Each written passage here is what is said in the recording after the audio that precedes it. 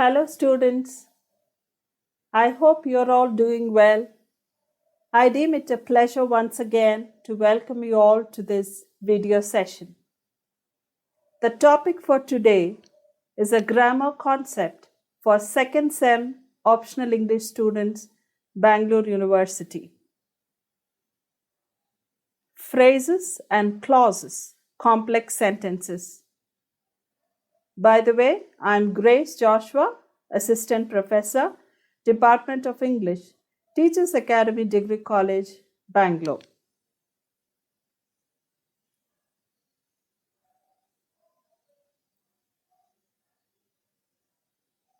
Dear students, let us remind ourselves three important definitions we should be aware of before we get into the detailed explanation. Definitions. Number one, a phrase. A phrase is a group of words in English and it doesn't express a complete thought. A phrase can be short or long. For example, after the meal, in the room, the nice neighbor, etc. The second important definition we've got to learn is a clause. A clause is a group of related words that contains a subject and a verb. It's a meaningful combination of words as it can alone express a complete thought. Each sentence consists of at least one clause. Example, he laughed. The third one, a sentence. A sentence is a basic grammatical unit which contains a group of words and expresses a complete thought. A sentence consists of a subject and a predicate. Example, Emily, that's a name, subject, writes good poems is a predicate.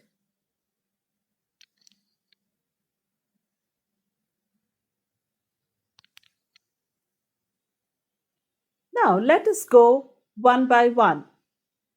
The first one, what is a phrase? A phrase is a group of words, as I have told you, that does not have a subject or a predicate. Hence, it does not convey a complete meaning of the phrase. For example, a gesture of friendship, in the room, on the chair.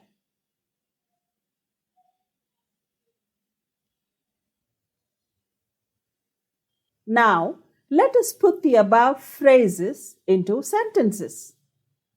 A phrase is placed in different positions in a sentence and it cannot stand alone as a sentence. For example, a gesture of friendship India rendered to the world. Robert was sitting in the room. The boy sat on the chair.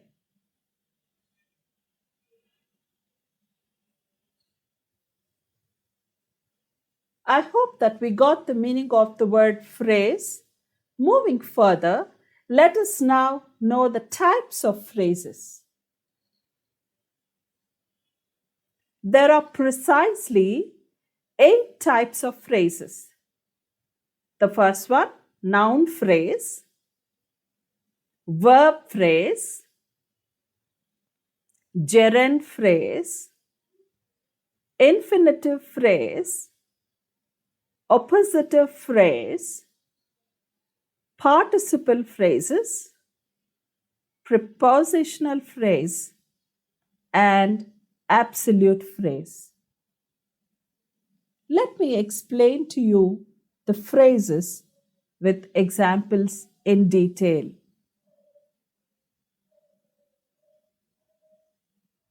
Noun phrases. What is a noun phrase? A noun phrase consists of a noun and all its modifiers. Here are some examples. The bewildered pilgrim was lost. If we observe carefully, the verb is was and lost is used in the object place. And what is the subject? The subject is the bewildered pilgrim, which works as a noun, and therefore it is called as a noun phrase because it has group of words used as a noun. So also the other examples. Look at the second example. The flu clinic had seen many cases of infectious diseases. Now look at the subject, the flu clinic. It's a group of words, the flu clinic, and it is a noun phrase which works as a noun. And so also the other examples below. Like the last one, Monday became a cool, wet afternoon. The second one is the verb phrase. A verb phrase consists of a verb and all its modifiers. Here are some examples. John was waiting for the rain to stop. Now let us consider or find out the verb. The verb is was waiting, is the phrase along with its modifier for the rain to stop. Therefore, we call this as a verb phrase. So also in the second example, and so on. The last one, look at the last one. Bill was eager to eat dinner. Was is the verb there. Was eager is the verb phrase along with its modifier to eat dinner. The third one, gerund phrases. What is a gerund phrase? As we all know, a gerund is a verb in ing form which works as a noun. Therefore, the gerund in this example, taking my dog for a walk is fun.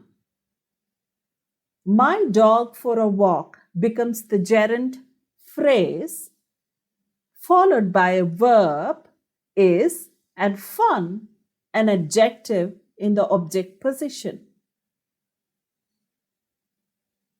Look at the other examples. Walking in the desert is difficult. Walking is the gerund. Walking in the desert is the gerund phrase. Walking in the desert is difficult is the whole sentence. And look at the other examples below as well.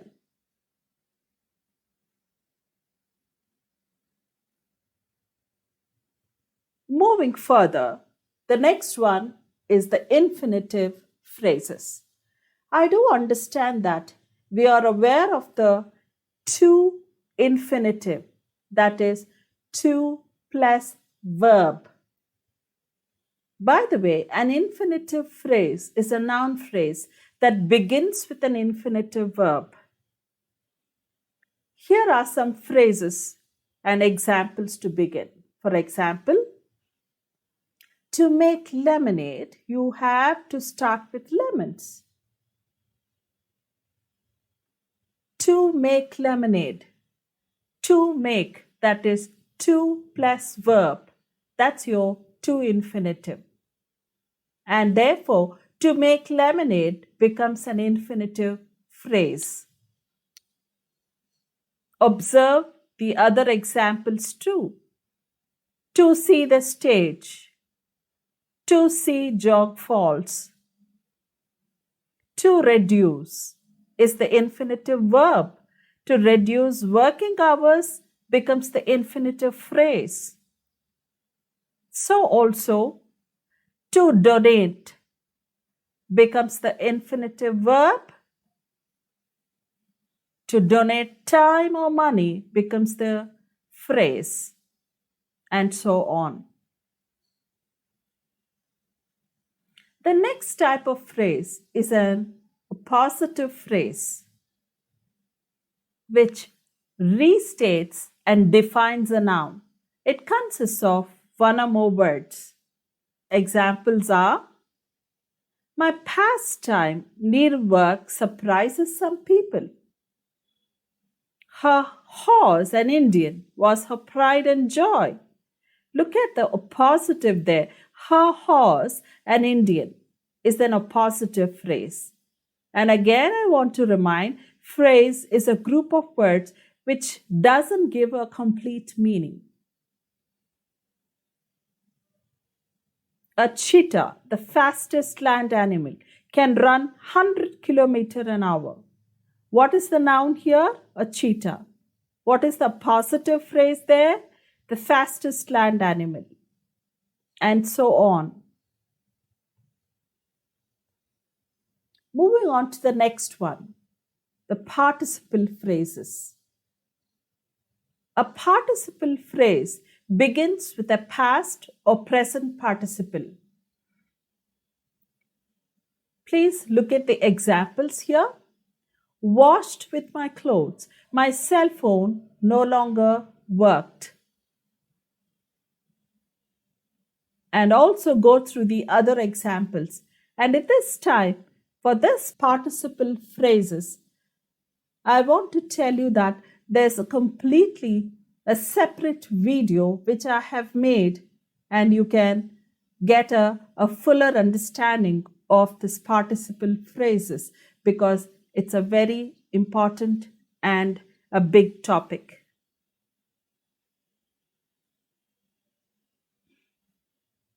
The next one, prepositional phrases. It's very easy to identify a prepositional phrase because it begins with a preposition and can act as a noun, an adjective, or an adverb. Here are some examples. The book was on the table. We camped by the brook. He knew it over the rainbow. Now look at the word, where is the preposition here? Over. So what is the prepositional phrase? Over the rainbow is the prepositional phrase. And so also the next examples. The next one is an absolute phrase. What is an absolute phrase? It has a subject but not an action verb. So it cannot stand alone as a complete sentence. It modifies the whole sentence, not just a noun. Here are some examples. Please go through the examples.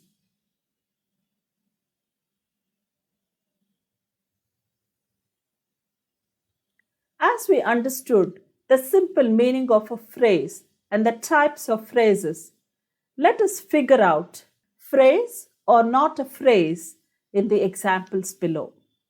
Fell down in the hole, I stopped at the school, hit with the ball, and so on.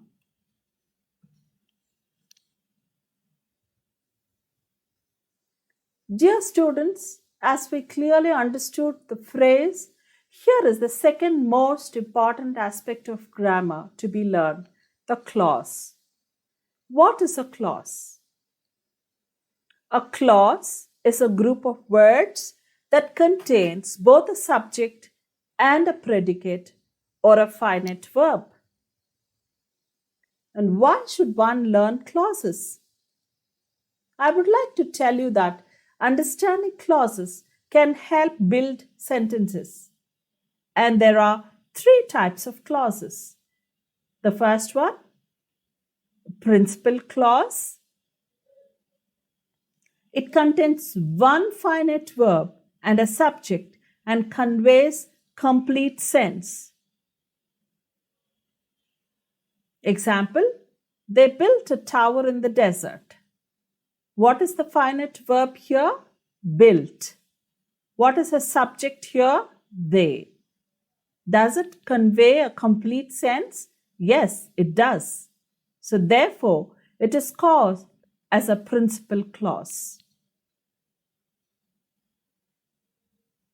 The second one, coordinate clause. It is joined to the principal clause along with the coordinating conjunction, being equal to the principal clause in rank.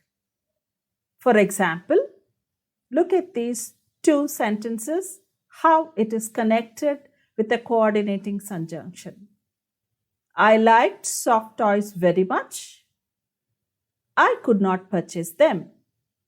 It's connected with a coordinating conjunction called as but. Now read the sentence. I liked soft toys very much, but I could not purchase them. So they have equal rank on either of the sides with the coordinating conjunction in between them. And such kind of clauses are called as coordinating conjunctions. There are 7 coordinating conjunctions. They are for, and, nor, but, or, yet, and so. An easy way to remember these conjunctions are just memorizing the word fanboys. That's cool. We can remember it very easily. The third one, subordinate clause. A subordinate clause, or also called as a dependent clause, is a clause that cannot stand alone as a complete sentence because it does not express a complete thought. Like all clauses, a subordinate clause has a subject and verb. The student who stood first in the singing competition is my class fellow. In this example, who stood first in the singing competition is the subordinate clause. The student is my class fellow is the principal clause.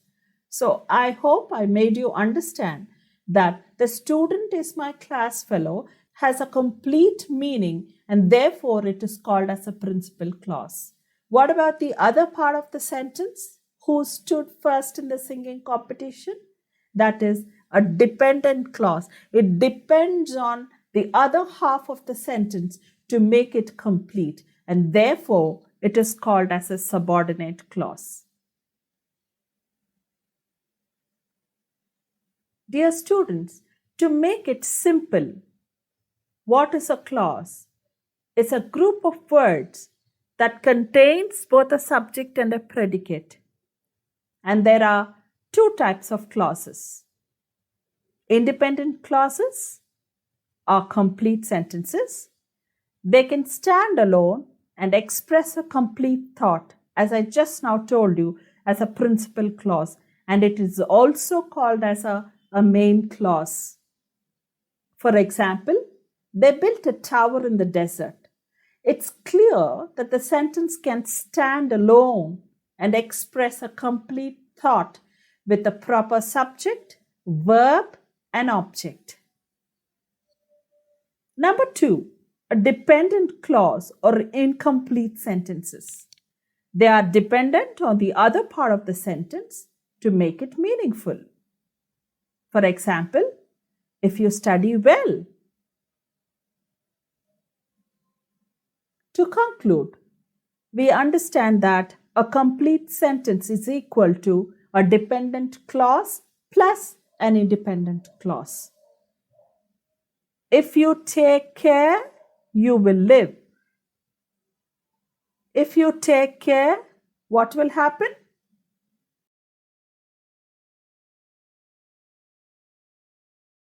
To repeat, an independent clause is also called as a main clause. And it is a clause that can stand alone and it contains all the information necessary to be a complete sentence. An independent clause has a subject that tells you what the sentence is about and a verb that tells you what the subject is doing. It expresses a complete thought, relying that something has happened or was said. For example, in the sentence below, my daughter loves music. The subject is daughter, the verb is loves, and music the object. And therefore, we call it as an independent clause. Here are some questions to identify whether they are independent or not. Try your luck.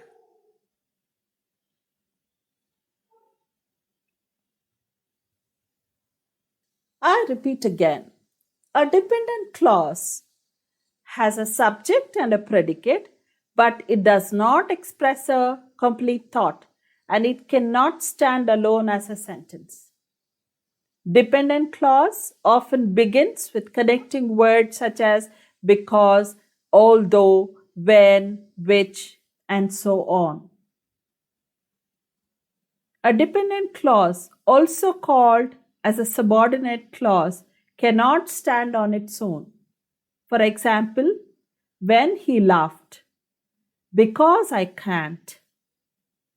So I hope you understood that dependent clauses have a subject and a predicate but cannot stand alone as a sentence. Let us check out dependent clauses or not in the following examples.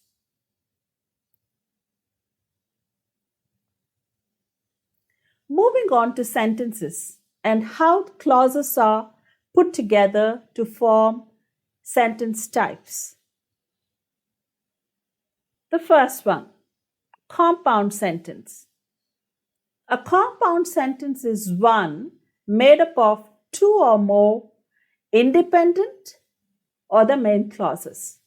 So simple, a compound sentence is equal to an independent clause plus an independent clause. Look at the example. It rained heavily yesterday. We all got wet. What is the connector here? And. It rained heavily yesterday and we all got wet. So two independent clauses are put together with a conjunction and it becomes a compound sentence. Look at the second one. A complex sentence is made up of one independent or a main clause and one or more dependent or subordinate clauses. So a complex sentence is equal to independent clause plus dependent clause. Look at the example. As the number of COVID-19 cases increased, the government made stringent rules for the society. Now please find out the independent clause and a dependent clause. The government made stringent rules for the society is the independent clause.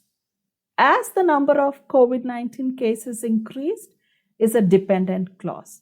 So both of them put together, you call it as a complex sentence. The third one,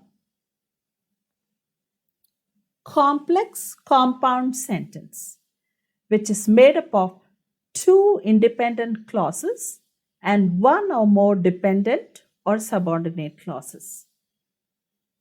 For example, we call it like this. Two independent clauses plus one dependent clause is called as complex compound sentence. John called at 10 a.m. and I told him that you had gone out.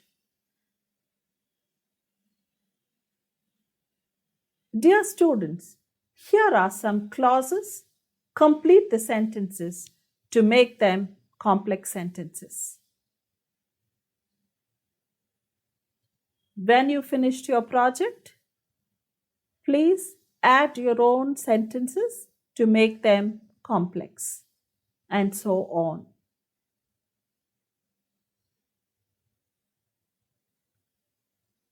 Dear students, I do hope that you have understood the concept so far. And now we have come to a very important point to understand the same based on the previous question papers. I understand that the questions are very simple and easily identifiable. It is allotted for 3 marks. For example, after dancing and painting, they went home. Can we pick up the main clause and the subordinate clause in the following sentence? Definitely, I'm sure you will be able to do it. They went home is the main clause because it can stand alone by itself.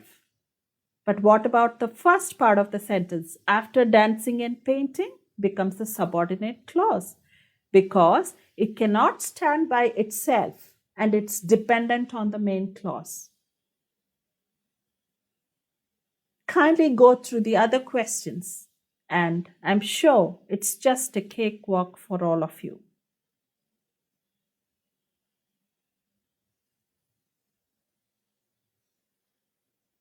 Here are few more questions from other year question papers. If you understand and are able to identify, I'm sure you will do it easily for your exam.